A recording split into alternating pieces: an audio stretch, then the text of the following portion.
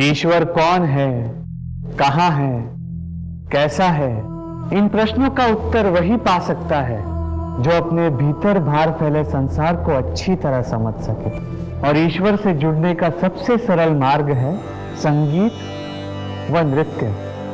रोज की तरह हम नृत्य साधना करें और खुद को प्रभु के नाम में विलीन कर दें।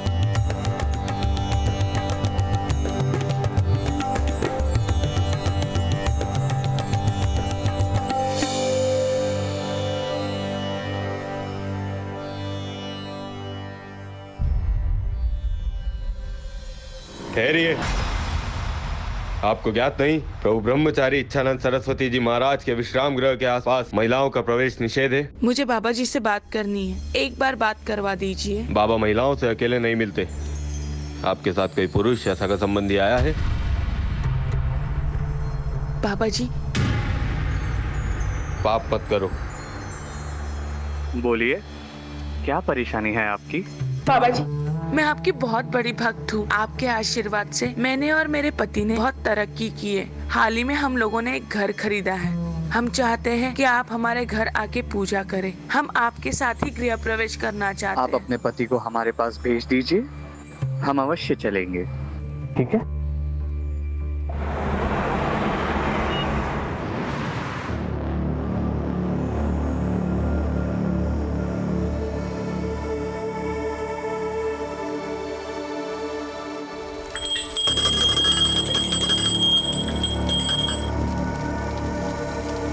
पूजा संपन्न हुई। अब हम आपसे विदा लेते हैं। बाबा जी, इतनी कड़ी धूप में आप वापस गाजियाबाद जाएंगे, वो भी खाली पेट?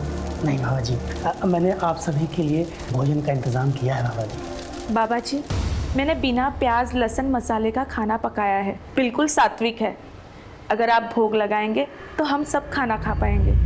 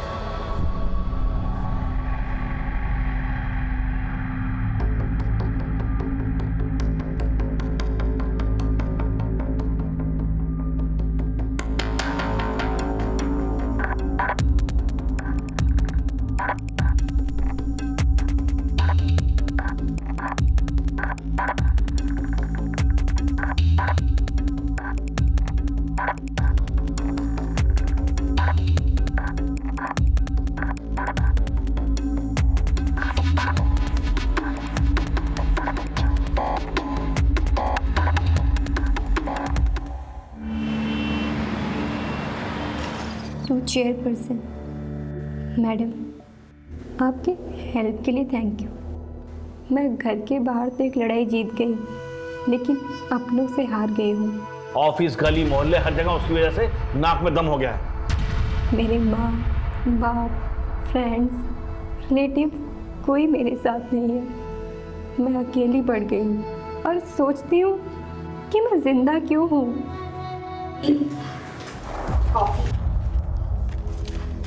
क्या छिपा रहे हो?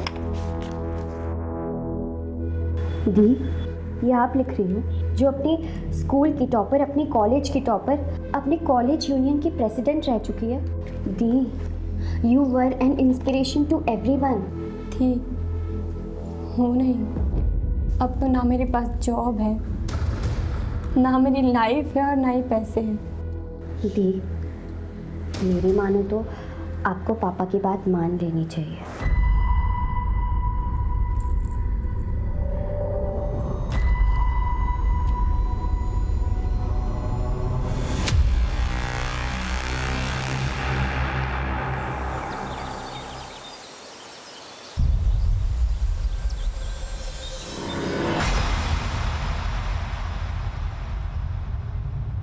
हटो मेरे रास्ते से।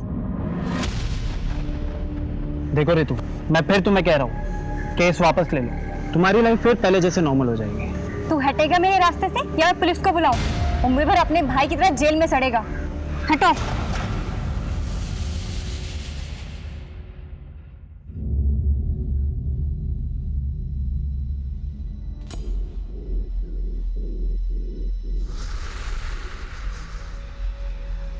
अब मेरे सामने ऐसे ब्रह्मचर्य का जाप करने से क्या होगा?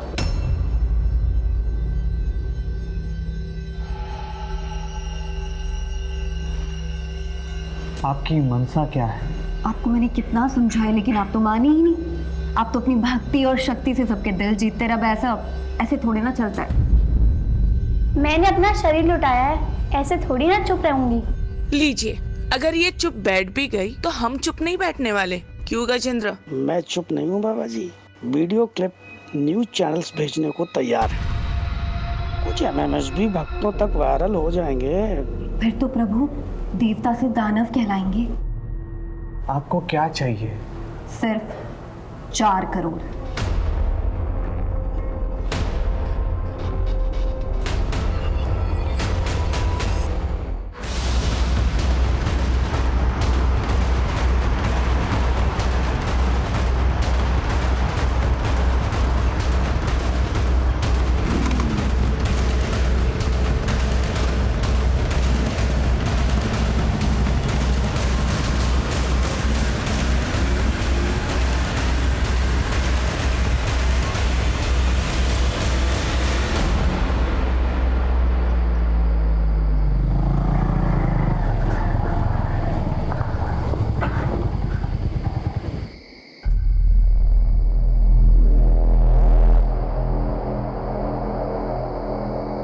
आप ना यहाँ पर रुको, मैं देख के आता हूँ।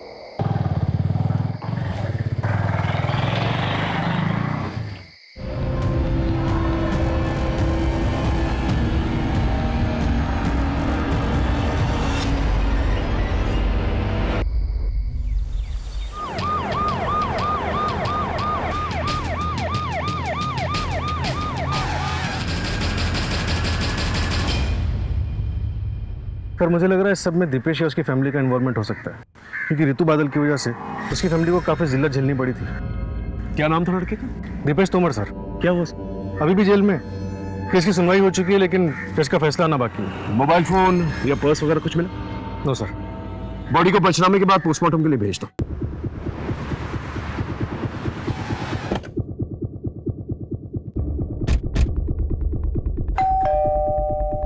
सर हम क्यों उस लड़की को मारेंगे या मरवाएंगे?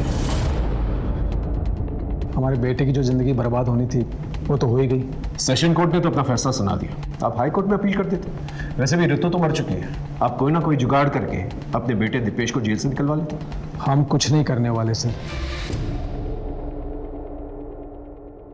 ये दीपेश के साथ फोटो में ये शख्स कौन है? ये मेरा छोटा बेटा सर्वेश है, केरला गया है। हम आयुर्वेदिक दवाई के थोक विक्रेता हैं, वही लेने गए। जरा फोन लगाइए उसे।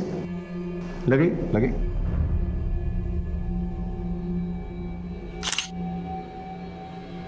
The number you are trying to call is currently switched off. Sir switch off. Switch off. एक काम करो, इनके फिंगरप्रिंट्स लो।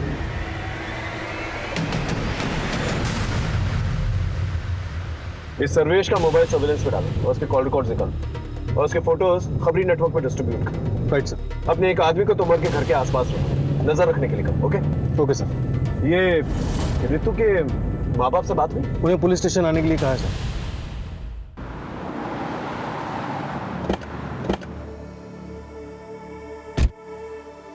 सर मेरी बेटी लड़ाई लड़ते लड़ते थक गई थी, फिर भी उसे किसी ने मार दिया।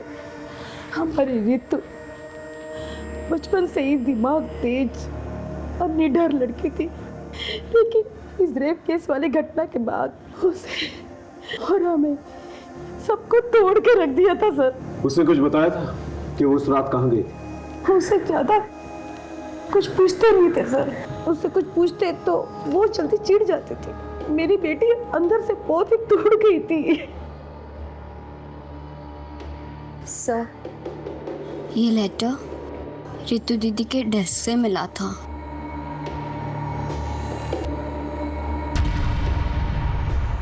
कहीं ऐसा तो नहीं कि बदनामी के डर से आप ही लोगों ने उसे मार दिया, मरवा दिया? ऐसा नहीं है सर, मुझे अपनी बेटी रितु से बहुत उम्मीदें थी। मैं अपनी उम्मीदें हार गया था, इसलिए सर मैं बहुत परेशान हो गया था। रितु की बेहतरी के लिए हमसे जो बन पड़ रहा था, जो कर सकते थे सर, हमने बहुत कोशिश की। माँ, मैं कैसे शादी करूँ? अभी मैं अपने पैरों पे भी खड़ी नहीं हुई हूँ।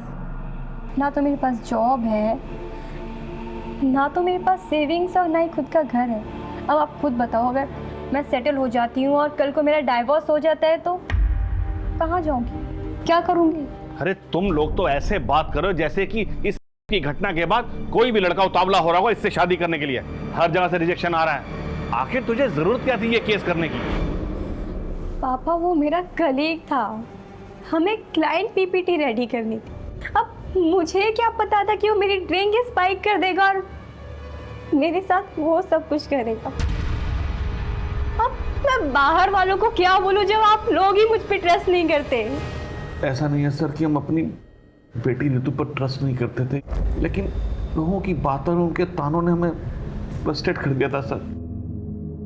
और जैसे जैसे ये केस की सुनवाई होती रही, मीडिया और सोशल ऑर्गेनाइजेशन ने उसकी लड़ाई को सराहा और इसके बाद रितु के मन में आत्मविश्वास फिर से जगने लगा था। फिर सर हमने उसे नए सिरे से सब कुछ करने को कहा। देख बेटा, जो मैं तुझे उपाय बता रहा हूँ ना, उसे मान। मैं किसी साधु संत के पास नहीं जाऊँ, पर किसी साइकेट्रिस्ट को तो कंसल्ट कर सकती है। I mean, किसी से भी कंसल्ट करो, पर करो, जाओ कहीं। उसके बाद वो कहाँ गई? सर फिर वो साइकेट्रिस्ट डॉक्टर रूपसी बसी से मिलने गई थी। सर, रितु के मर्डर में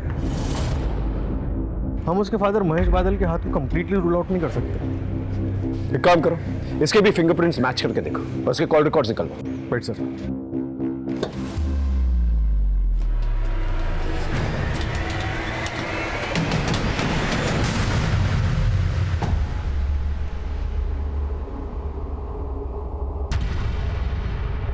पिछले महीने का चढ़ावा आप पहले ही ले जा चुकी हैं। अब जो कुछ भी जमा पूंजी है यही है। प्रणव, ये हमारे आश्रम के गहने पैसे हैं, ये हम ऐसे ही किसी को नहीं दे सकते। आप रहेंगे, आपकी आस्था रहेगी, तभी तो ये आश्रम रहेगा।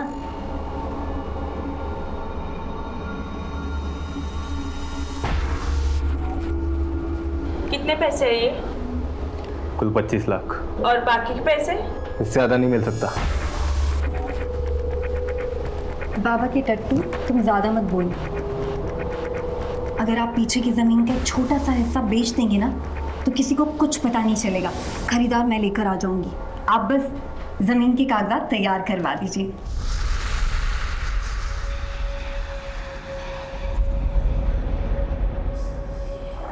हाँ जी, मैं रितु बादल की साइकेट्रिस्ट हूँ। रितु मेंटली बहुत स्ट्रांग थी, मेडिटेशन और रनिंग से वो क्विकली रिकवर कर रही थी।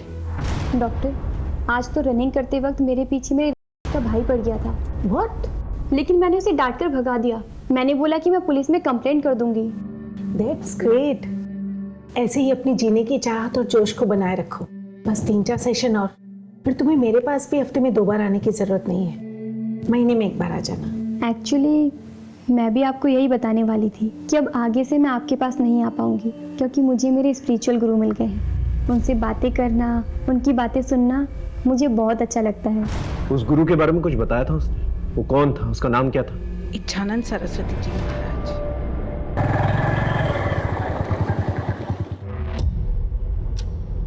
नीतू, नीतू, रितु,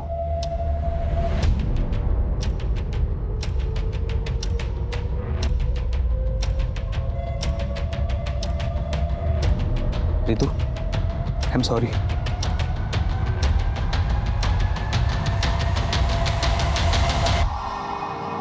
रितु, क्या हो भाई, फिर से कोई बुरा सपना देखा क्या? आप भूल क्यों नहीं जाते कि आप गाजियाबाद में नहीं हो, बल्कि अपने घर ऋषिकेश में हो?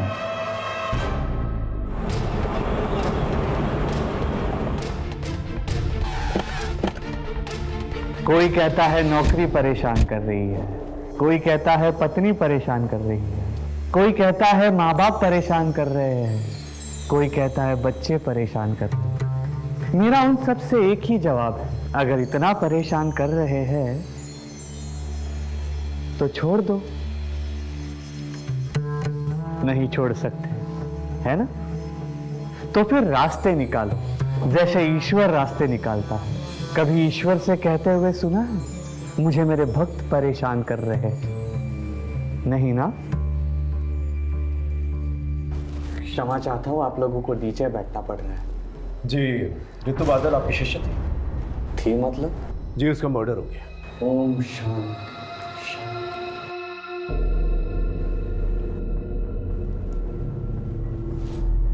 कब?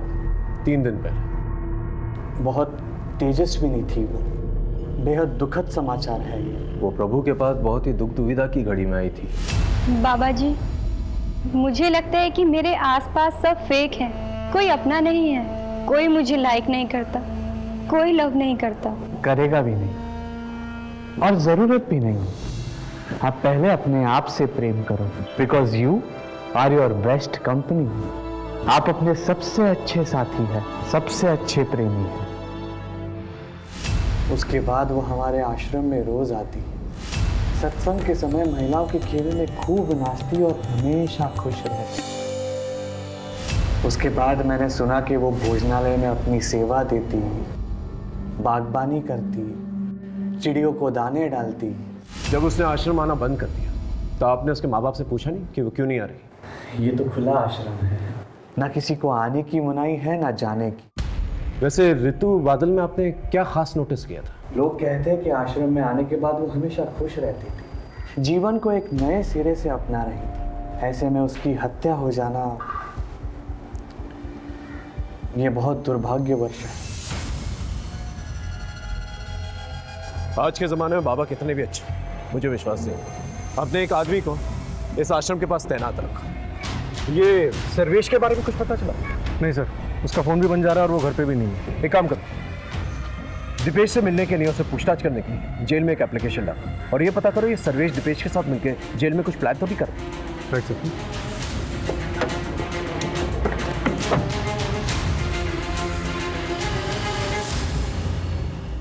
ये रही ऋतु बादल की पोस्टमार्टम रिपोर्ट के हिसाब से मौत रात 11:30 से 1:30 के बीच में हुई है और मौत गला दबाने की वजह से हुई थी। इसके अलावा कोई खास इन्फॉर्मेशन नहीं है। कॉल रिकॉर्ड्स में कोई सस्पिशियस? नो सर, लेकिन ऋतु का फ़ोन मौत के ठीक 1 महीने पहले से दिन में काफ़ी टाइम के लिए बंद रहने लगा था। लोकेशन चेक किया? कहाँ ऑन हुआ, कहाँ ऑफ हुआ? सर, बाबा के आश्रम में ऑफ होता था और घर में ऑन होता था। सर, हाँ सर, ये रहे फिंगरप्रिंट रिकॉर्ड्स। ओके, इसके मुताबिक ऋतु की गर्दन पे जो फिंगरप्रिंट्स मिले वो उसके माँ बाप से मैच नहीं करते और ना ही दीपेश के बाप से मैच करता है। या फिर शायद दीपेश के फरार भाई सर्वेश ने हत्या की। राम राम सर जी। बोलो। आपका शक सही निकला था। दीपेश ने अपने भाई सर्वेश का हिस्ट्री शूटर अवनीश से कॉन्टेक्ट करवाया था। फिर तो सर अवनीश के अड्डे पर धावा बोलता, क्योंकि अब जेल जाकर दीपेश से पूछताछ करने की जरूरत तो नहीं पड़ेगी। राइट।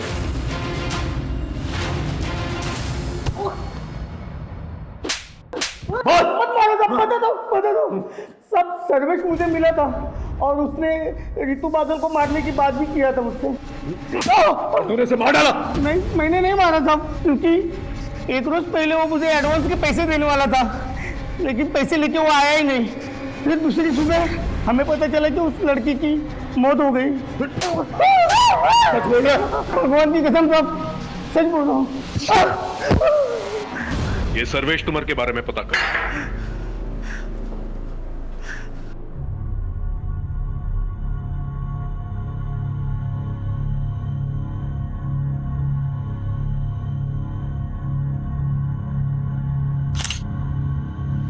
दिखा, अच्छी आई है ना? चाहिए। ये देखो। नीतू जी, मैंने आपके बारे में न्यूज़पेपर में पढ़ा था। तो क्या सोचा तुमने? लड़की ने लड़के को फंसा लिया? नहीं, मैंने ऐसा नहीं सोचा। मतलब मैंने सोचा कि आपके अंदर इतनी हिम्मत कहाँ से आई। मतलब आपका हुआ, उसके बाद आप सीधे हॉस्पिटल गई, उसके बाद आपने मेडिकल एग्जामिनेशन करवाया, फिर आप पुलिस स्टेशन गई, रिपोर्ट लिखवाई। क्योंकि मैं अगर पूरे प्रोसेस से नहीं जाती तो कहीं पकड़ा ही नहीं जाता। मतलब वो इतने बड़े बिजनेसमैन का बेटा, वो तो आप जानते ही हो। और आपको सेंस भी हो गया होगा कि वो कल जाकर आपको बदनाम तो करेगा ही, आपकी नौकरी भी चली जाएगी, आपके परिवार वाले आप पर सवाल भी उठाएंगे। यही तो प्रॉब्लम है। आज तक औरतें और लड़कियां यही सोच सोच कर अत्याचार सहते आ रही, पर अब नहीं। आखिर हमारे समाज में कभी ना कभी किसी ना किसी को तो कदम उठाना पड़ेगा। ये आपने सही कहा। वैसे मैं ना आपका बहुत बड़ा फ़ैन हूँ, मतलब आपको कभी भी मेरी ज़रूरत पड़े ना तो प्लीज़ आप मुझे बुलाइए।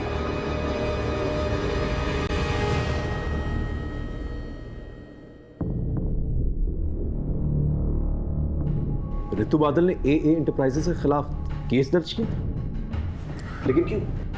रितु ने मुझे बताया था कि ऑफर लेटर मिलने के बाद जब वो दूसरे दिन जॉब ज्वाइन करने गई तो उन्होंने उसके साथ वियर्ड बिहेव किया। आई एम सॉरी रितु, कंपनी ने आपकी जॉब अपॉइंटमेंट होल्ड पर कर दी।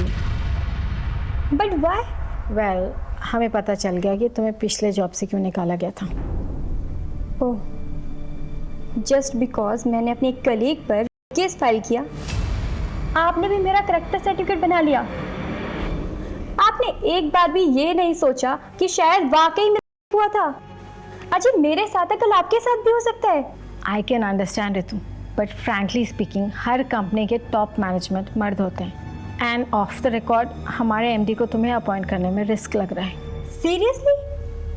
आपकी कंपनी तो अपने आप को वीमन फ्रेंडली क्लेम करती है ना, लेकिन आज पता चला आपकी कंपनी की पॉलिसीज भी ड्यूबियस है और आपकी कंपनी भी बाकी की कंपनियों की तरह हिपोक्रेट है। आपने बिल्कुल अच्छा नहीं किया। मैं आपको ऐसे नहीं छोड़ूंगी, मैं इस कंपनी को कोर्ट में सू करूंगी।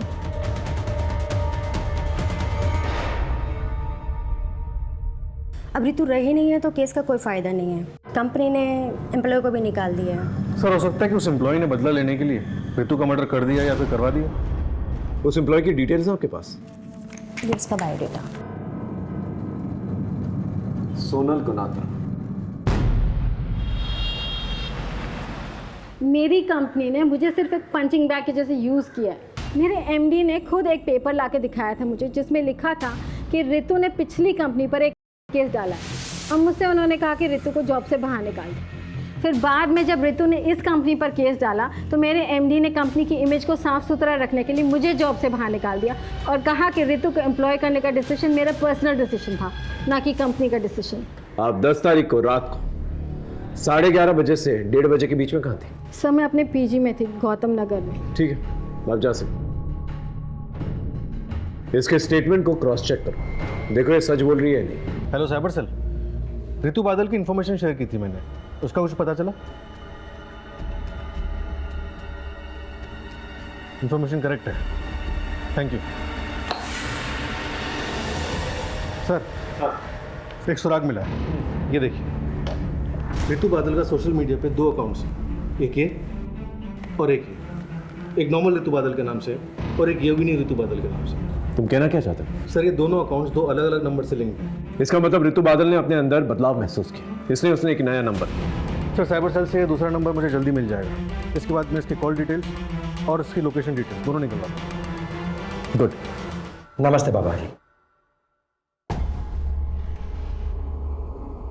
ये लीजिए। परेशान ना हो बाबा जी, मैं सलोनी जी की कोई बात टाल नहीं सकता। ज़मीन पे कंट्रोल आपका ही रहेगा। मुझे लंदन हेड ऑफिस को नए नए इन्वेस्टमेंट दिखाने होते हैं, वो मैं दिखा दूंगा और इस तरह आपके पैसों की प्रॉब्लम भी सॉल्व हो जाएगी। और फिर जब आपके पास पैसे आ जाएंगे आप अपनी ज़मीन वापस ले लीजिएगा।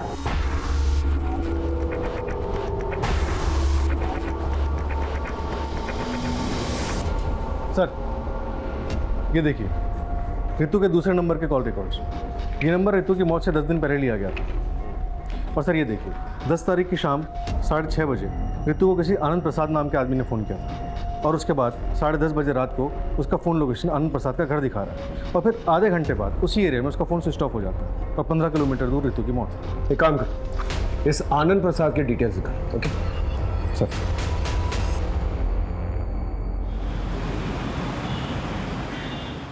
मिस्टर आनंद प्रसाद इस लड़की को जानते हैं? हाँ हाँ, ये तो वही लड़की है जो मेरे पास जॉब के लिए आई थी। Hello sir. बैठो बैठो। आप मिलने के लिए बहुत डेस्परेट थे मिस ऋतु? एक्चुअली सर, आपकी कंपनी की अपॉइंटमेंट के बारे में मुझे आज ही पता चला, तो मैंने सोचा कि वैकेंसी फुल होने से पहले मैं आपसे आके घर ही मिल लूँ। कितनी देर तक थी आपके घर पे? तकरीबन आधे घंटे में। उसके तुरंत बाद उसका मोबाइल नेटवर्क ऑफ हो जाता है और उसके आधे घंटे की दूरी पे उसका मर्डर हो जाता है। क्या बात कर रहे हैं आप? मैंने तो उसे जॉब पे रखने का मन बना लिया था। ठीक है, थैंक यू वेरी मच, आप जा सकते हैं। सर वैसे तो ये आनंद प्रसाद एमडी है, लेकिन मुझे इस पे भी शक हो रहा है।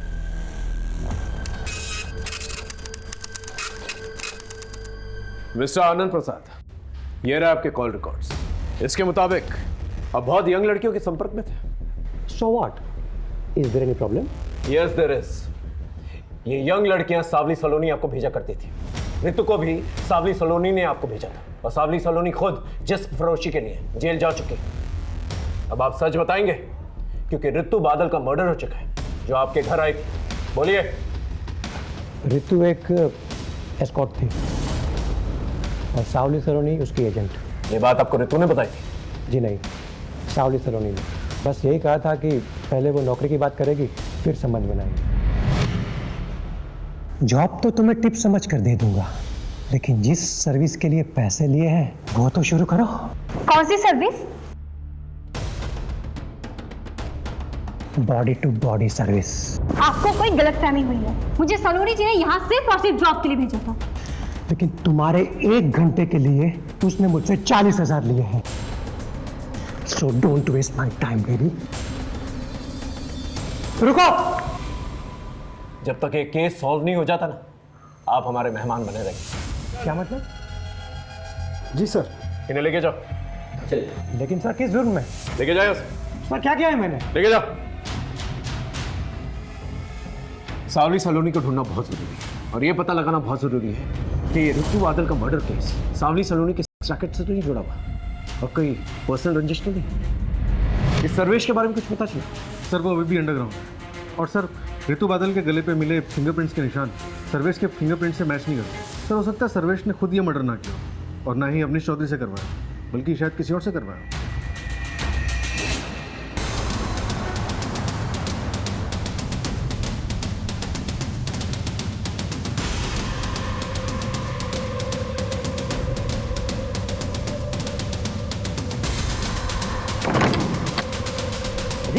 क्या हुआ? बाहर पुलिस आई है। पुलिस? तोड़ दो। पुलिस आ गई। भागो भागो भागो।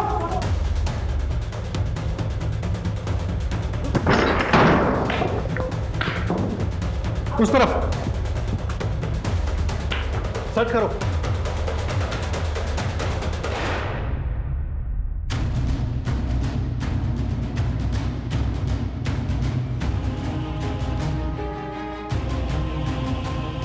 सर एक हार्ड डिस्क मिला है, और इसके अलावा सारा सामान रेगुलर है। ठीक।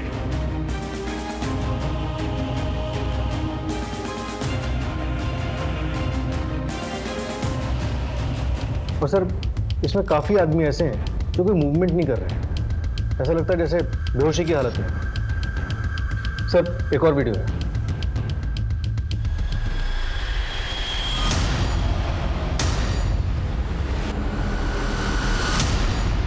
ये सत्य है कि सावली सलोनी मुझे ब्लैकमेल कर रही थी। आपको ये बात हमें पहले बतानी चाहिए थी, हम उसे पकड़ने की कोशिश करते, लेकिन हमारी मुफ्त में बदनामी होती, ना मुझे कुछ हासिल होता ना हमारे आश्रम।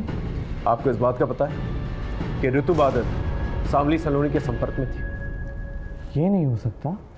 क्या आप ये बता सकते हैं कि कभी आपने ऋतु को सावली सलोनी के साथ देखा? हो सकता है उसके कहने पर वो इस आश्रम में आई। जी नहीं, हमें ऐसी कोई जानकारी नहीं थी, और ऋतु का परिवार हमारे आश्रम से सालों से जुड़ा हुआ है, तो फिर वो सावली सलोनी के कहने पर हमारे आश्रम में क्यों आएगी? ये सावली सलोनी आपको ब्लैकमेल क्यों कर रही थी? यही सवाल मैंने उससे भी किया था। तुम्हारे इस धर्म के धंधे ने, धंधा नहीं, आस्था बोलिए।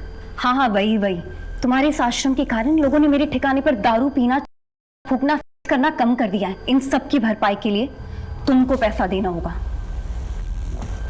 हम बहुत जल्द सावली सलोनी को पकड़ लेंगे। अगर वो आपके संपर्क में आती है तो प्लीज हमें इन्फॉर्म कीजिएगा।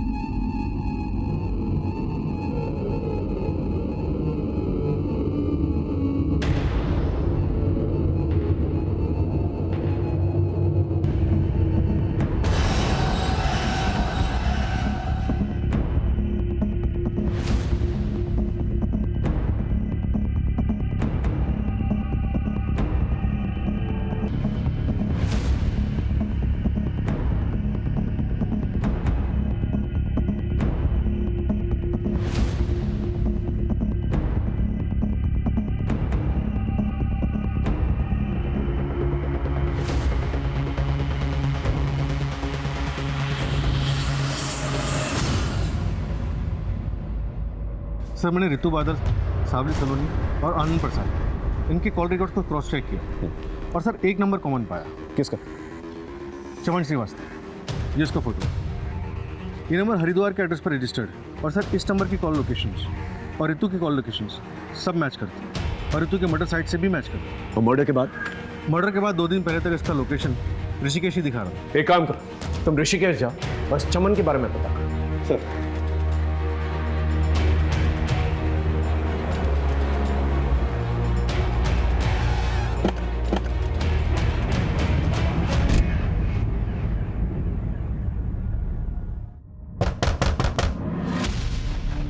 जी चमन श्रीवास्तव। जी मेरा भाई है। आप कौन? UP police. सर चमन जब से गाजियाबाद से आया था हमेशा परेशान रहता था। वो किसी ऋतु का नाम लेता था, रोज रात वो डरावने सपने देखता था और अचानक नींद से उठ जाता था। और अभी कुछ दिन पहले ही वो वापस गाजियाबाद चला गया। मैं गाजियाबाद जा रहा हूँ, मुझे वहाँ पर कुछ हिसाब चुकता करना बाकी है। पर सर हुआ क्या? हमें शक है तुम्हारे भाई चमन ने ऋतु बादल नाम की लड़की का खून किया। नहीं सर, मेरा भाई एक कलाकार आदमी है, वो किसी का खून नहीं कर सकता।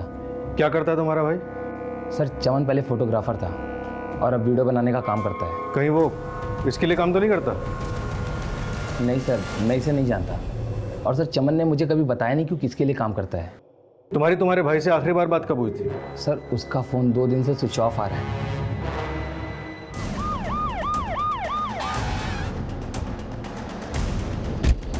चमन श्रीवास्तव की बॉडी मिली है सर, किसी तेज धार वाले वेपन से उसका पेट काटा गया। मर्डर वेपन मिला? सब आसपास देख लिया सर, कुछ नहीं मिला। मेरी गट फीलिंग कह रही है कि ये केस इच्छानंद सरस्वती और सावली सलोनी के बीच में कहीं ना कहीं उलझा हुआ है। सर आश्रम पे हमारी नज़र है, लेकिन सावली सलोनी का कोई ठिकाना नहीं मिल रहा। ऐसे बैठे रहने से तो कुछ भी नहीं होने वाला। एक काम करो, तुम कस्टमर बन के रेड लाइट एरिया में जाओ और सावली सलोनी के बारे में पता करो। ये कहीं ना कहीं तो अपना धंधा चला रही है।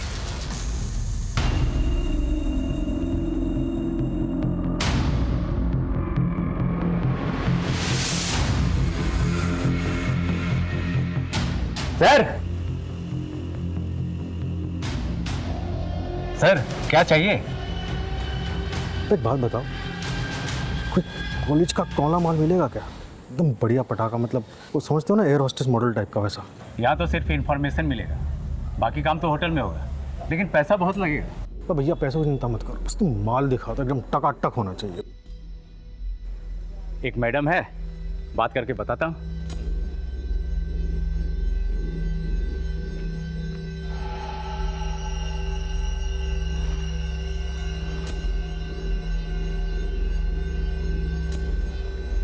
सर गाड़ी वाड़ी है क्या?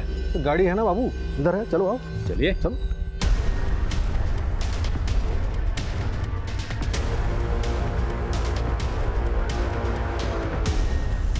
ये लोग आनंद विहार की तरफ जा रहे हैं, फॉलो करते रहो, लेकिन डिस्टेंस बना के रखो।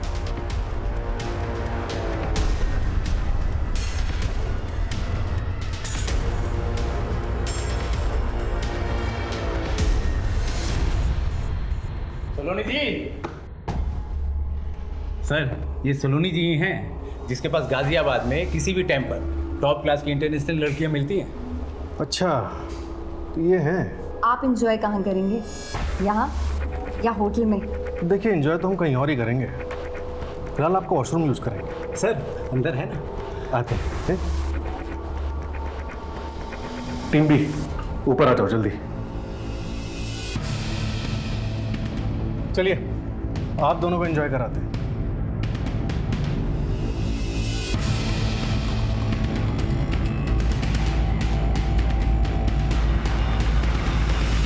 बहुत नचाया तुमने हमें सावली सलोनी, अब सच बोलने का टाइम आ गया है। क्यों मारा ऋतु को?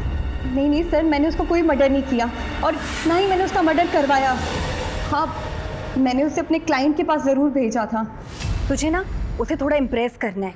हाँ मैं कर लूँगी, मेरी वर्क प्रोफाइल अच्छी है। वो कुछ और ही समझ रही थी, लेकिन तुम ऑलरेडी पैसे ले चुकी थी उसके नाम पर।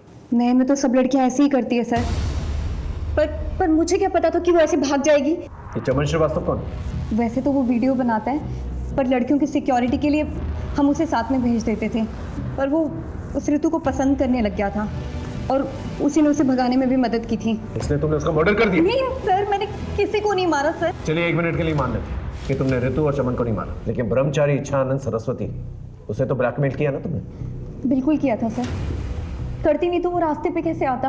रितु तो काफी सुलझी हुई लगी, तुम्हारे संपर्क में कैसे? मेरे पार्टनर की मदद से। उसी ने उसे धोखे से मेरे पास भेजा था। कौन है तुम्हारा पार्टनर?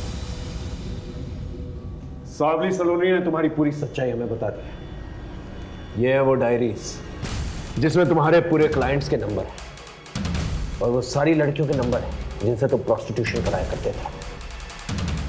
आज वो तुम्हारी चुंगल से आजाद है, वो तुम्हारे खिलाफ बयान देगी। अब तुम अपनी कहानी खुद बताओगे या मुगल भाई? बोलो।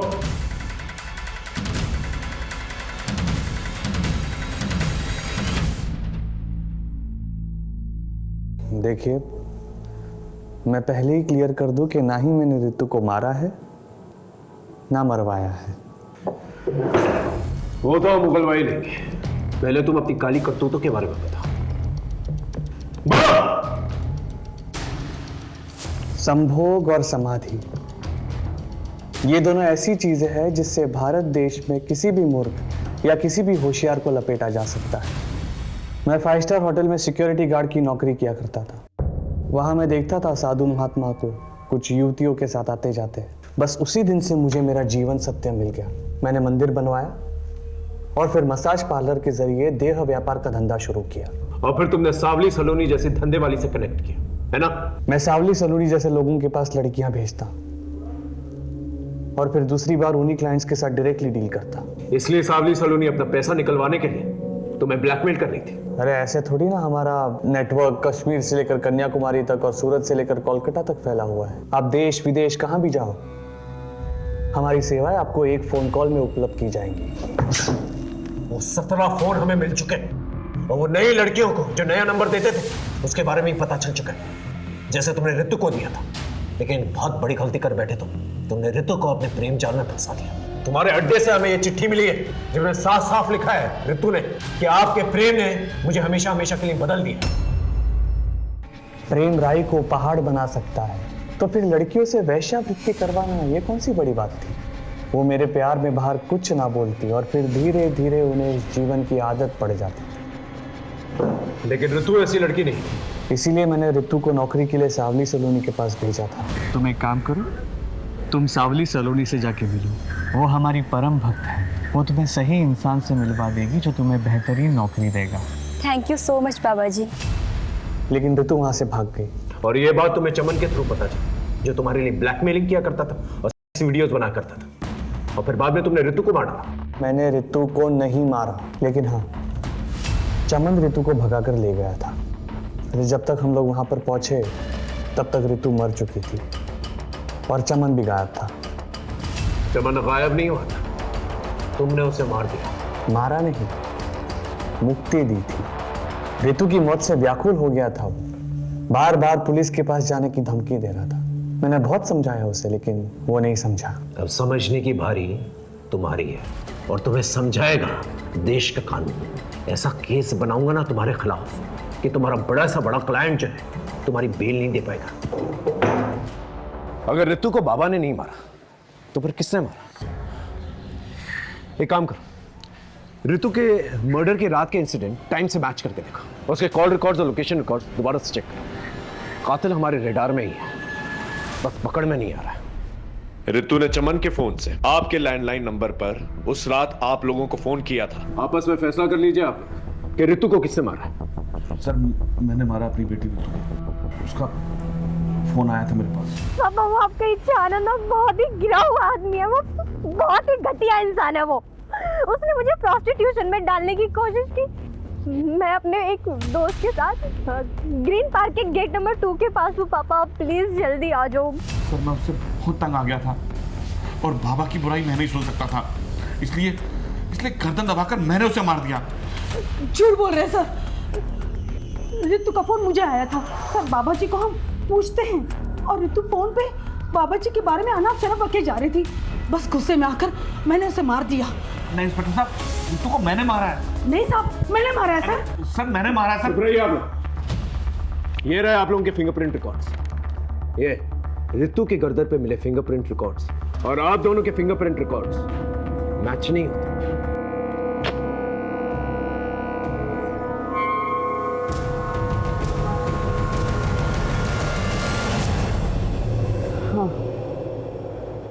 मैंने मारा रितु को। तंग आ गई थी उससे, उसके वजह से मुझे अपने ऑफिस में अपने कलीग से, अपने फ्रेंड से सुनना पड़ता था। इसकी बहन ने लड़के के मजे ले लिए और फंसवा दिया। लेकिन ये बात सच नहीं थी, तुम भी जानती थी। हाँ, पर रितु बहुत फॉरवर्ड थी, तो मुझे लगा शायद अटेंशन के लिए इनवाइट किया होगा। उसकी वजह से मुझसे सब लड़के कटने लगे थे। अरे इसके साथ डेट पर मत जाना, वरना के चार्जेस में अंदर करवा देते। पर फिर जब उस दिन उसने वो बाबा के धोखेबाज वाली बात की, तो फिर मेरे सटक गए। मुझे लगा ये सारे पंखे इसी के साथ क्यों होते हैं? शायद यही सब कुछ करती होगी और मैंने मार दिया उसको। और ये बात तुमने अपने माँ बाप को बताई। वो एक बेटी तो खो ही चुके थे, दूसरी नहीं खोना चाहते थे, इसलिए तुम्हें प्रोटेक्ट कर रहे थे। हाँ सर। ब्रह्मचारी इच्छानंद सरस्वती एक फ्रॉड, एक धोखेबाज इंसान है, और उसकी आस्था में आकर तुमने अपनी बहन को ही मारा।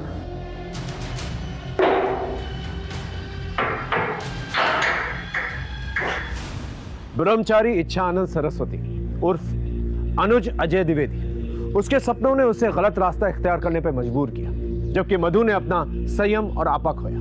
खून और आदर्शों के रिश्तों पर भरोसा ना करके उसने अधर्म का रास्ता चुना और गुनाह कर बैठी। पैसों और जिस्म की रंगीनियों से दूर रहे। इसी दस्तक के साथ मैं सीनियर इंस्पेक्टर हिमांशु रावत आपसे विदा लेता हूं। फिर मिलेंगे एक नए केस के साथ। तब तक देखते रहिए क्राइम पेट्रोल दस्तक, क्योंकि मकसद बताना नहीं, बचाना है। जय हिंद।